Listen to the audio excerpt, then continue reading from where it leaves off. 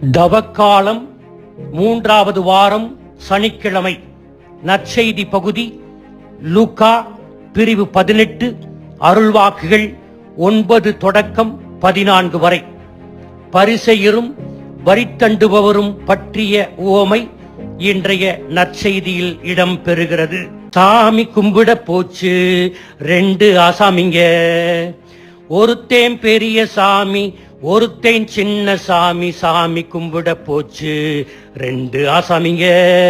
சாமி கும்பிட போச்சு 2 ஆசாமிங்க.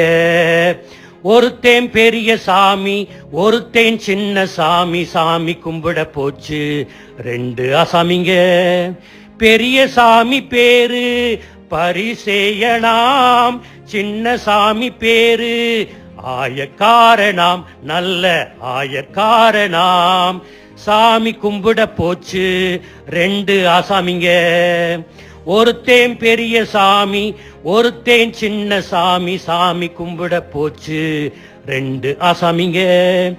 பெரிய சாமி வேண்டல் தம்பட்டமாம், சின்ன சாமி வேண்டல் மனமாற்றமாம், உள்ள மனமாற்றமாம்.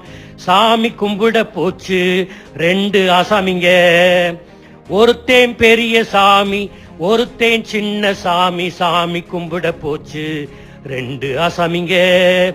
பெரிய சாமி பார்த்தது ஒப்புமையாம், சின்ன சாமி பார்த்தது தன்னிலையாம், வாழ்க்கை தன்னிலையாம். சாமி கும்பிட போச்சு 2 ஆசாமிங்க. ஒருத்தேன் பெரிய சாமி, ஒருத்தேன் சின்ன சாமி. சாமி கும்பிட போச்சு 2 ஆசாமிங்க. பெரிய சாமி வேண்டல் தற்புகழ்ச்சியாம், சின்ன சாமி வேண்டல் உள்ள தாழ்ச்சியாம், நல்ல உள்ள தாழ்ச்சியாம். சாமி கும்பிட போச்சு 2 ஆசாமிங்க. ஒருத்தேன் பெரிய சாமி, ஒருத்தேன் சின்ன சாமி. சாமி கும்பிட போச்சு 2 ஆசாமிங்க. பெரிய சாமி ஜபத்திலே கடவுள் இல்லையாம், சின்ன சாமி ஜபத்திலே கடவுள் எல்லையாம், யாவே கடவுள் எல்லையாம். சாமி கும்பிட போச்சு 2 ஆசாமிங்க. ஒருத்தேன் பெரிய சாமி, ஒருத்தேன் சின்ன சாமி. சாமி கும்பிட போச்சு 2 ஆசாமிங்க. இறைவேண்டலின் தனித்துவம் தாழ்ச்சியில் அடங்கி இருக்கிறது என்பதே இன்றைய நற்செய்தியின் முதன்மையான செய்தியாகும். எனினும் இன்றைய பரிசேயர் வரித்தண்டுபவர் உவமையில் கவனம் பெறுவது இறைவேண்டல் அல்ல, மாறாக அந்த இறைவேண்டலுக்கு பின்னால் இருந்த மனநிலை. கர்வமான அகங்காரமான மனநிலையோடு வேண்டுகிறோமா? தாழ்ச்சி பணிவோடு வேண்டுகிறோமா? நம்முடைய மீட்புக்கு நாம் செய்யும் செயல்களை விட கடவுளின் அருள் மிக முக்கிய பங்கு வகிக்கிறது என்பதையும் இன்றைய உவமை எடுத்துரைக்கிறது. இந்த உவமை தாங்கள் யூத சட்டங்களையும் விதிமுறைகளையும் முறைமைகளையும் இம்மி பிசகாமல் கடைபிடிக்கிறோம் என்று தம்பட்டம் அடித்துக் கொள்ளும் பரிசேயர்களுக்கு உரைக்கப்பட்ட உவமை.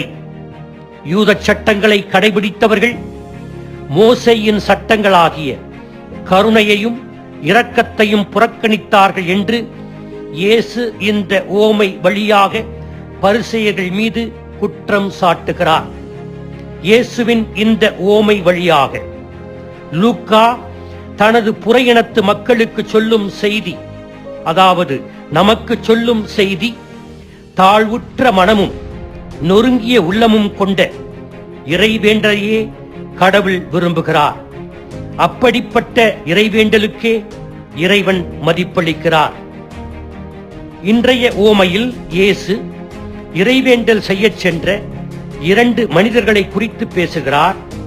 ஒருவர் பரிசேயர், இன்னொருவர் வரித்தண்டுபவர். பரிசேயர் கோவிலின் முன்புறத்தில் நின்று தன்னை விட சமூக அந்தஸ்தில் தாழ்ந்தவரிடமிருந்து விலகி நிற்கிறார், தள்ளி நிற்கிறார்.